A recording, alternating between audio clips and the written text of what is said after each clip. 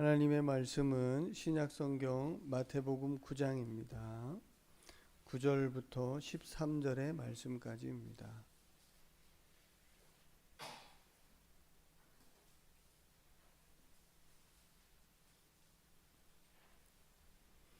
마태복음 9장 9절로 13절의 말씀까지입니다. 말씀을 봉독해 드리겠습니다. 예수께서 그곳을 떠나 지나가시다가 마테라 하는 사람이 세관에 앉아 있는 것을 보시고 이르시되 나를 따르라 하시니 일어나 따르니라. 예수께서 마태의 집에서 앉아 음식을 잡수실 때에 많은 세리와 죄인들이 와서 예수와 그의 제자들과 함께 앉았더니 바리새인들이 보고 그의 제자들에게 이르되 어찌하여 너희 선생은 세리와 죄인들과 함께 잡수시느냐. 예수께서 들으시고 이르시되 건강한 자에게는 의사가 쓸데없고 병든 자에게래야 쓸데 있느니라. 너희는 가서 내가 긍휼을 원하고 제사를 원하지 아니하노라 하신 뜻이 무엇인지 배우라. 나는 의인을 부르러 온 것이 아니요 죄인을 부르러 왔노라 하시니라. 아멘. 우리 옆에 분들과 인사를 나누겠습니다. 평안하세요. 그리고 사랑합니다. 네.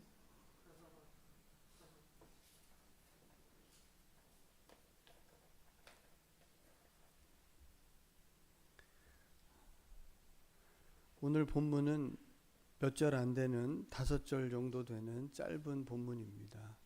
예수님께서 마태를 세관에 앉아 있는 것을 보고 부르십니다. 그리고 우리가 보고 있는 마태복음의 기록자이겠습니다.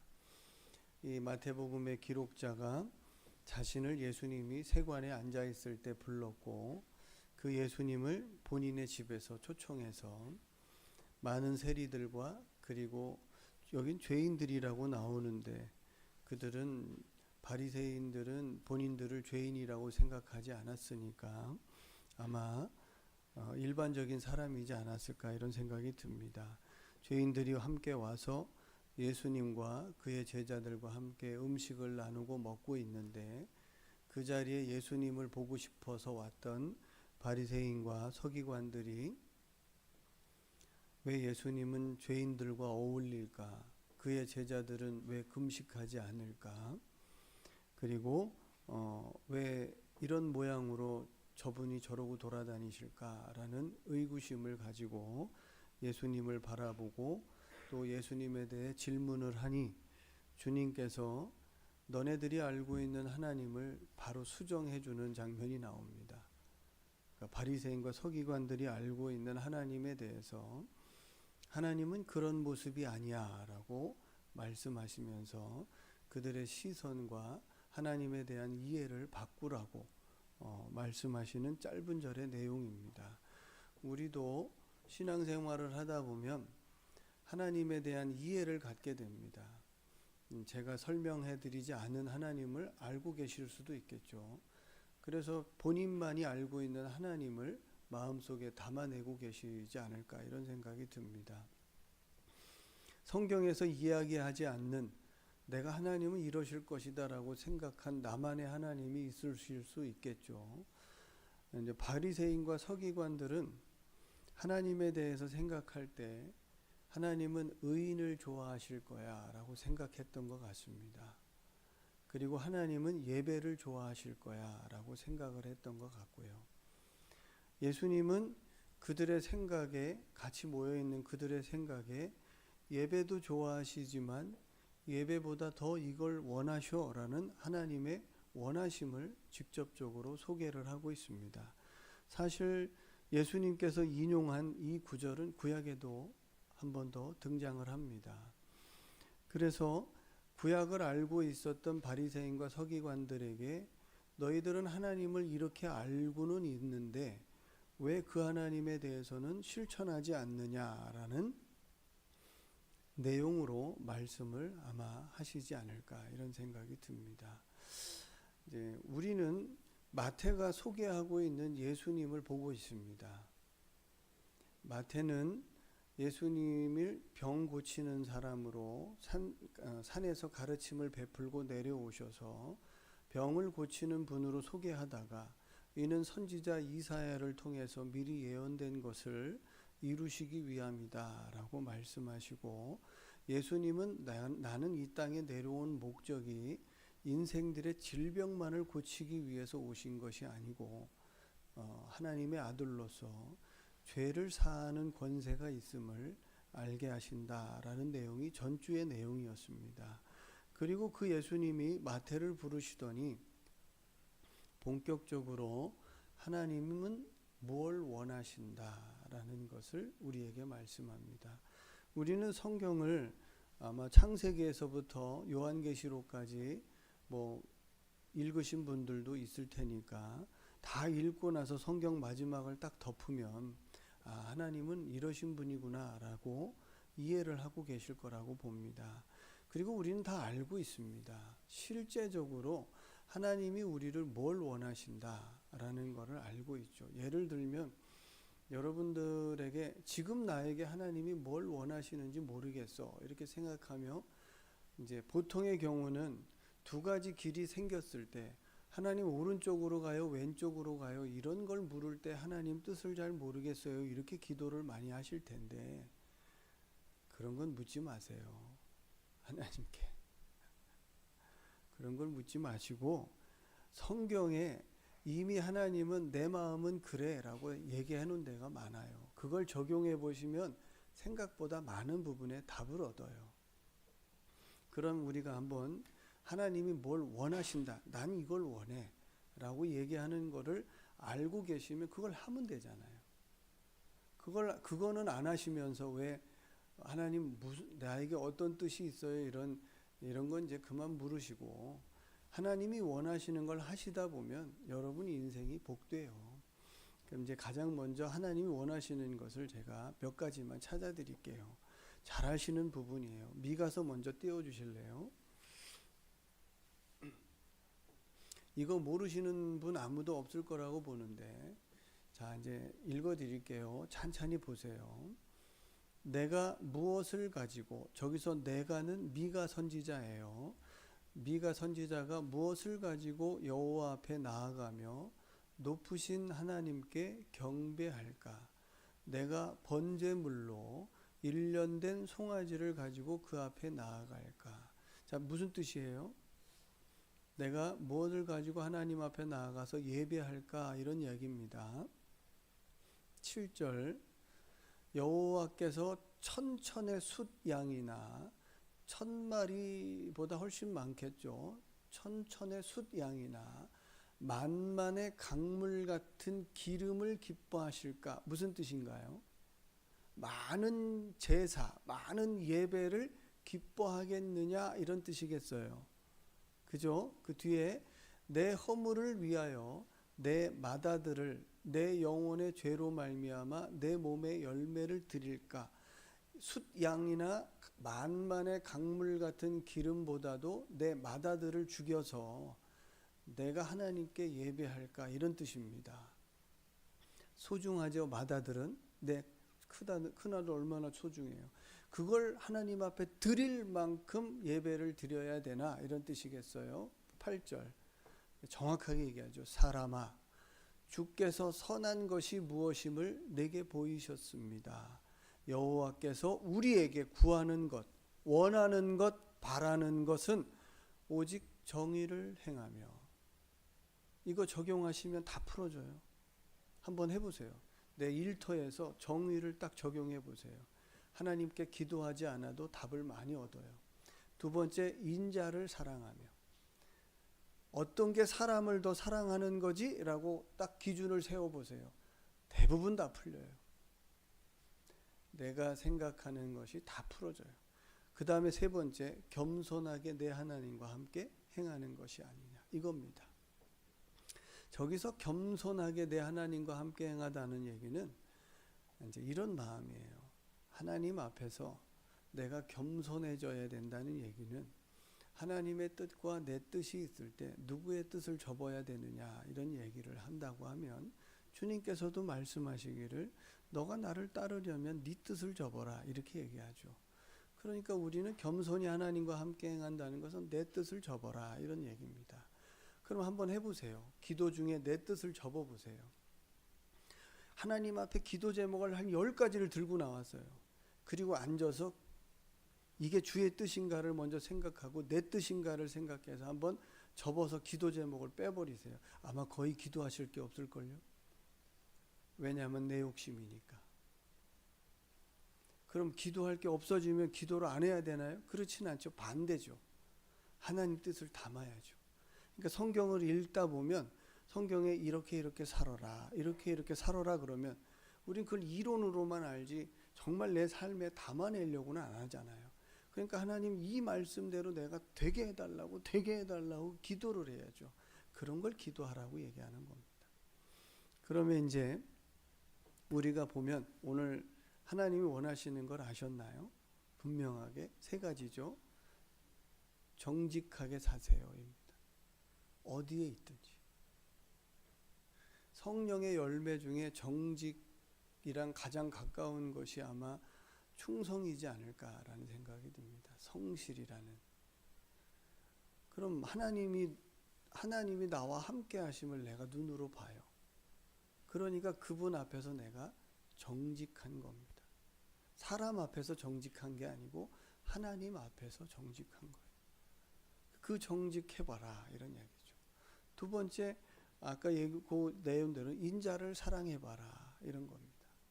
근데 사람을 사랑하겠다라고 하면 기본적으로 많은 부분에서 하나님의 뜻이 무엇인지 잘 모르겠어요. 거의 다 풀어져요.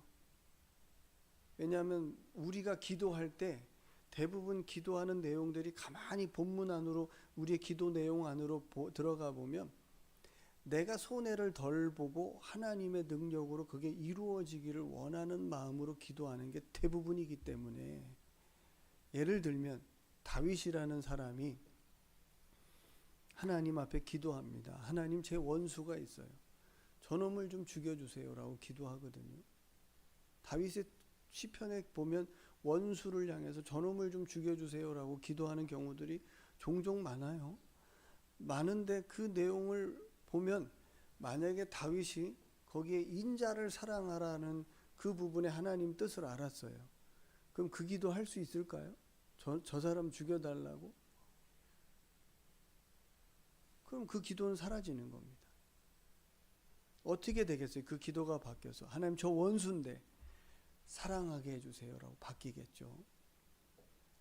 그러니까 우리가 하나님 말씀을 알고 기도한다는 것은 상당히 많이 소중하다고 생각합니다. 그럼 이제 적어도 하나님의 뜻 3가지는 아셨죠. 그럼 이 3가지를 기준으로 삼으셔서 적용을 해보세요. 기도하실 때마다. 그리고 여러분의 삶에 내 뜻이 하나님 뜻이 무엇인지 잘 모르겠다. 뭘 몰라요. 정직을 행하고 공의를 행하고 인자를 사랑하고 겸손히 하나님과 함께 행하는 것이 아버지 뜻이라는데 원하시는 거라는데 그래 하시면 됩니다.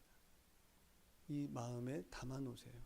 또 하나 있습니다. 신약에 대표적인 거 하나 있어요. 어디에 있어요? 데살로니가전서 5장 16절 이하에 있어요. 또 띄워주세요. 항상 기뻐하라. 저거 하시면 됩니다. 안 기쁜데 와 기쁘다. 그 이상한 사람인 거예요.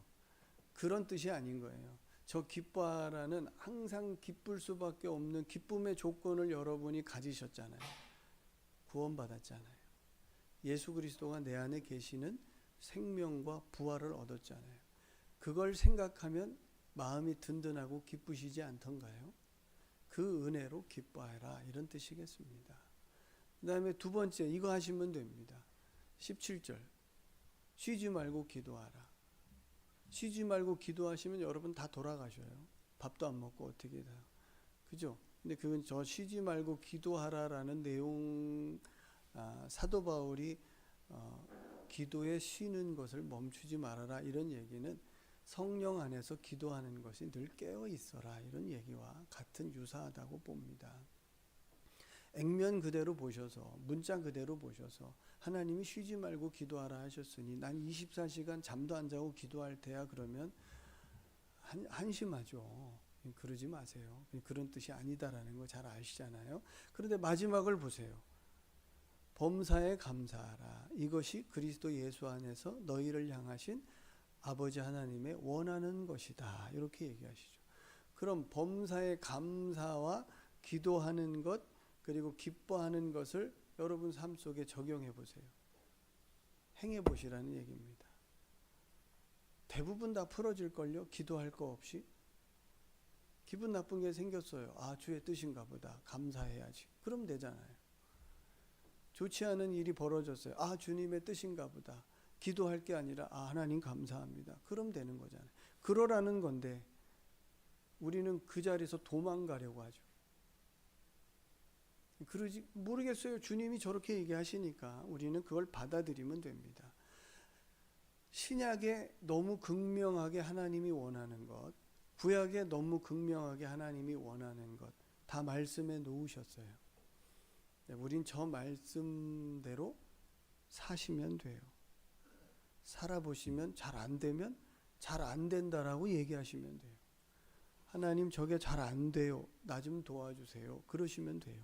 그러면 야고보서에 지혜를 구하고 본인의 연약함을 드러내서 하나님 잘 못하겠습니다라는 사람에게 꾸짖지 않으시고 하나님은 은혜를 주신다. 이렇게 약속을 하세요. 그럼 다 아셨죠? 벌써 주님의 뜻 크게 다 벌써 우리 알고 있잖아요. 마지막 하나 더 볼까요? 요한복음을 한번 보시죠. 요한복음 15장 12절이에요. 내 계명, 내가 하고 싶은 말, 주님이 하시고 싶은 말씀은 곧 내가 너희를 사랑한 것 같이 너희도 서로 사랑하라 하는 이것이냐. 끝났죠. 다 끝났죠. 성경이. 그럼 우리 한번 몇 개예요? 정직하게 행하는 거, 그 다음에 인자를 사랑하는 것, 겸손히 하나님과 함께 행하는 것, 그 다음에 기뻐하는 것, 기도하는 것, 그 다음에 범사에 감사하는 것, 서로 사랑하는 것. 한 7개 될까요? 저 하나님의 말씀이 이루어지도록 우리 안에 성령이 와서 계시다라고 성경이 약속을 했습니다. 그럼 하나님의 영이 있는 사람이 하나님의 말씀대로 순종하라고 하면 저 말씀에 순종해야 된다는 것은 우리는 당연한 삶의 책무, 어떤 의무로 가지고 있는 것이겠죠. 자, 이제 저 시선으로 난 저렇게 살아야 되겠다. 난 저렇게 행동해야 되겠다. 난 저 말씀에 순종해야 되겠다라고 생각하고 예배를 드리는 겁니다. 무슨 말씀인지 아시겠죠? 예배를 드리고 저 일을 안 하겠다가 아니라 난 예배 속에 숨어서 내 할 일은 오늘 주일날 와서 예배 드리고 집 가는 게 다다. 그게 아니란 말이에요. 내 아버지의 뜻은 천천의 수량이나 만만의 강물 같은 기름을 드리는 게 아니고 그것보다도 더 정직을 행하고 인자를 사랑하고 겸손히 내 하나님과 함께 행하는 것을 우리에게 요구하신다. 원하신다. 그거 해라. 이렇게 얘기한다. 그러니까 예배 뒤에 숨으셔서 내 할 일 다 했다라고 생각하고 그렇게 돌아가시지 마시고 저거 하시면 됩니다. 기뻐하고 기도하고 범사에 감사하는 그거 하시면 됩니다. 서로 사랑하는 그거 하시면 됩니다. 자, 이제 그걸 하려고 마음속에 그 하나님의 은혜를 담아내셔서 오늘 본문으로 가보세요.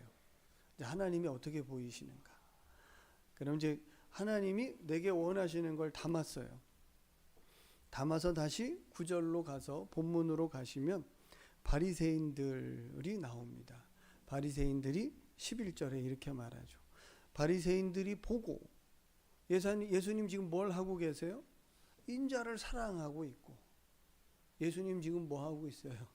그 자리에서 세리와 죄인들과 함께 어울려서 뭘 하고 있어요? 하나님의 시선으로 그들을 불쌍히 여기고 있고 사랑하고 있고 그들을 하나님 품으로 인도하기 위해서 주님의 너른 품으로 안아주는, 좀 뒤에 가면 율법으로는 죄인과 세리를 담아낼 수 없어서 새 부대 같은 은혜와 자비의 예수님이 숙성되지 못한 포도를 끌어안는 것처럼 주님이 새 부대가 되어서 죄인들과 세리들을 끌어안아 빛깔이 나고 향기가 나고 하나님이 기뻐하시는 인생으로 변화시킬 수 있는 것, 율법이 아니라 은혜와 자비라고 새 포도주의 비유를 통해 말씀하고 싶으신 거겠죠. 율법의 사람을 담으면 뭐가 나와요? 율법의 사람을 담으면 뭐가 나와요? 죄인이 나와요. 뭐가 나와요? 정죄가 나오죠. 늘 옳은 것, 그른 것만 생각하는 사람에겐 메말라 있어요. 왜요? 냉정해요.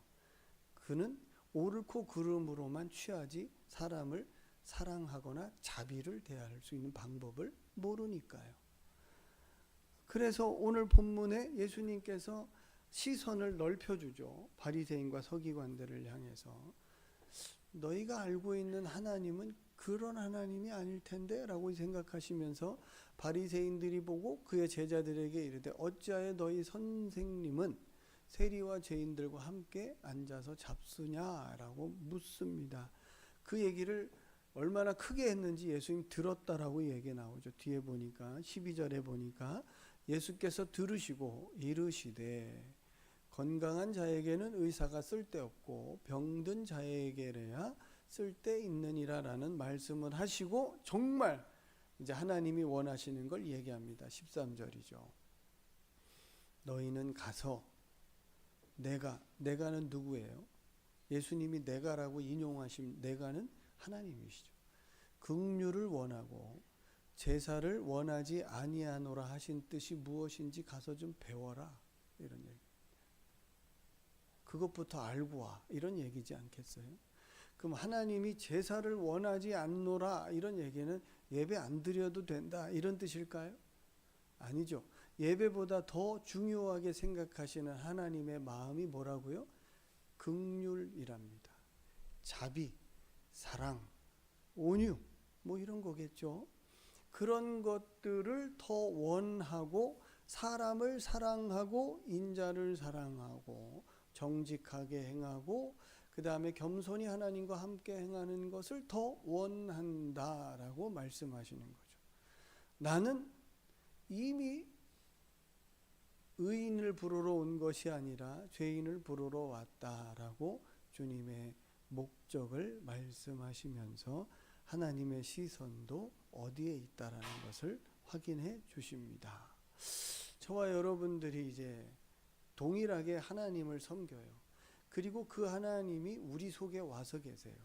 그럼 우리 속에 와서 계신 그 하나님의 시선으로 내가 눈을 떠 바라본다면 우리의 시선은 정죄여야 할까요? 아니면 우리의 시선은 긍휼이어야 할까요? 또 주님이 원하시는 대로 우리가 살아야 되겠다라고 얘기했으니 답이 일단 다 나왔다는 겁니다.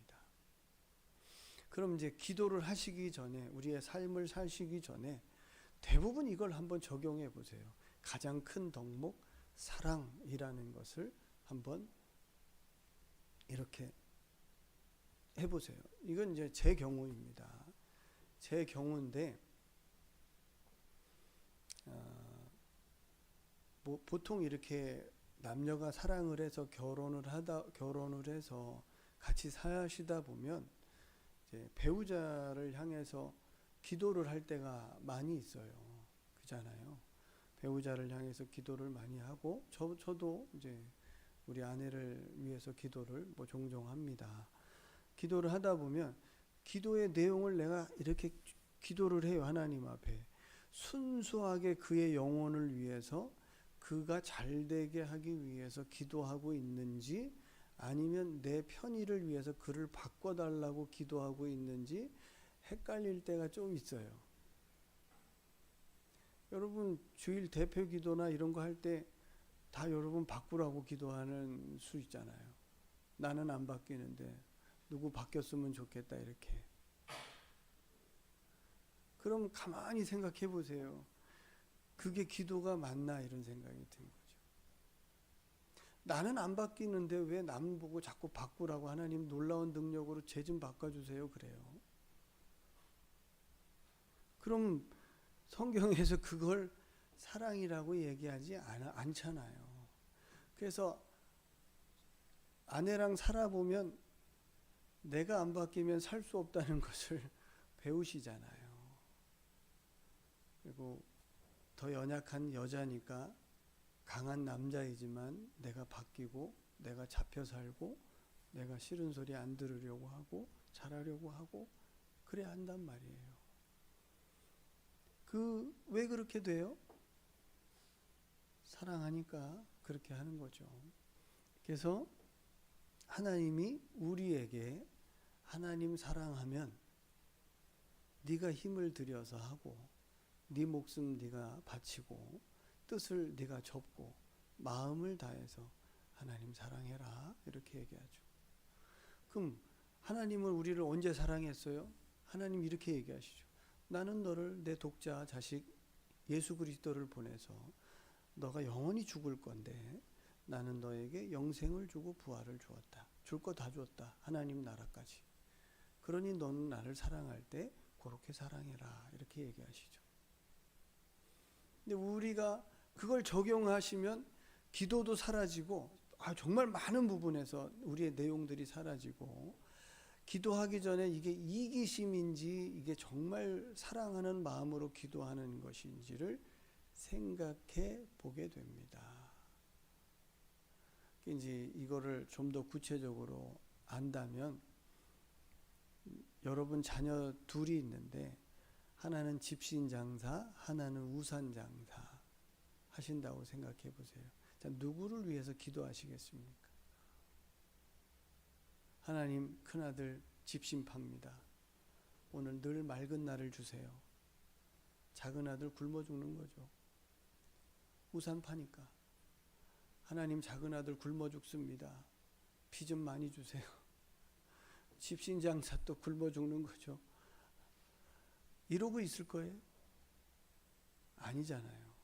그러니까 우리가 기도를 할 때 정말 심사숙고하고 먼저 이 자리에 앉으셔서 한번 생각해 보세요. 생각해 보시면 아마 거의 이 기도가 남을 거예요. 하나님, 자비하신 하나님, 저도 그 자비가 내게 이루어지게 해주세요. 정직하신 하나님, 공의로우신 하나님, 그 공의와 정직이 내 삶에 이루어지게 해주세요. 남이 아니고 하나님의 서로 사랑하라는 이 말씀이 내게 이루어지게 해주세요. 하나님의 말씀의 요구가 나에게 결실되게 해주세요. 라고 하나님 말씀을 먼저 선창하고 그것이 내게 이루어졌으면 좋겠다라고 순종하게 해달라고 기도하게 될 거예요. 이거를 사도 바울이 좀 더 풍성하고 품위 있게 에베소 교회에 기도할 때 에베소 교회에 욕심을 낸 게 아니라 이렇게 기도했죠. 에베소 교회여, 너희 마음속에 예수님이 있기를 원합니다. 예수님이 계시다면 그분에게 뿌리가 내려지기를 원합니다. 뿌리가 내려졌다면 그분에게서 영양분을 끌어올려 하나님의 깊이, 넓이, 높이, 길이의 사랑을 깨닫기를 원합니다. 그거 이상 얘기하지 않았어요. 왜 그랬을까요? 그럼 우리의 기도랑 한번 사도 바울의 기도랑 비교해 보시고 우리 여러 안에 대부분 우리의 기도의 일상생활에서 이런 거 있잖아요. 마태복음 6장을 우리가 다 통과했는데 난 너의 아버지다. 내가 네게 있어야 할 것을 미리 알고 있다. 그 얘기는 뭐예요? 구하라는 거예요? 구하지 말라는 거예요? 잘 잘 생각해 보세요. 예수님이 그 마태복음 그 쭉 읽어보시면 이방인들은 뭘 원해서 많이 말을 한대요. 왜요? 감동시켜야 되니까. 신이 아버지가 아니니까 감동시켜야 될 거 아니에요. 그러니까 말을 많이 하거나 미사오구를 겁내게 쓰는 거죠. 그러나 자녀들이, 우리 앞에 아연 선생님이 앉아 있는데 아버지께 미사오구를 겁내게 씁니까? 아니죠. 아빠 돈 줘. 얼마나 간단해요. 내놔. 이거죠 거의. 그럼 필요하다면 줍니다. 하나님 다 알고 계시다라고 얘기하시죠. 그 얘기는 그거를 구하지 않아도 들의 백합화에 옷을 입히듯 공중에 나는 새를 먹이듯 필요한 것을 다 제공해 주겠다는 거예요. 그럼 필요한 것을 제공해 준다는데 더 달라는 건 뭐예요? 욕심일 확률이 높다 이런 얘기입니다.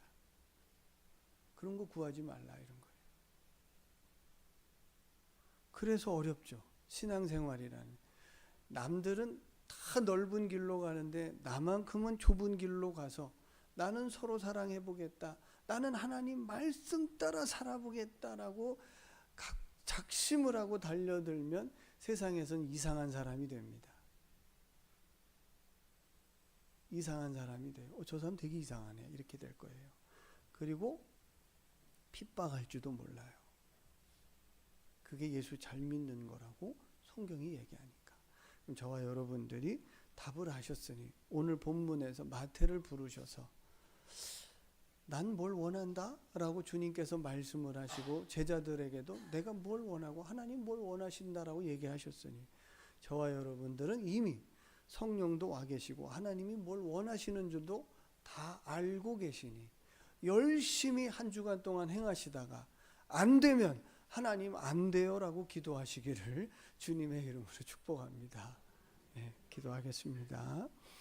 하나님 아버지, 하나님께서 우리에게 성령을 부어주심은 하나님의 말씀의 요구가 이루어지게 하시기 위함이라고 로마서 8장 3절에 말씀하고 있습니다. 우리 안에 성령님이 와 계십니다. 하나님 말씀이 이루어지도록 성령 하나님이 역사하실 텐데 우리가 욕심을 부리고 나의 유익을 위해서만 하니 주님이 역사하시지 않는 듯 합니다. 다 지혜롭게 내려놓고 정말 순수한 마음과 바른 기도 제목을 가지고 하나님 앞에 진실된 마음으로 도움을 구하면 주님께서는 반드시 은혜를 주신다라고 그 말씀이 이루어지도록 우리 상대방이 아닌 나를 바꿔주신다라고 약속을 하셨으니 우리가 그렇게 되어지기를 원합니다. 감사드리며 우리 주 예수님 이름으로 기도하였습니다. 아멘. 교회 소식을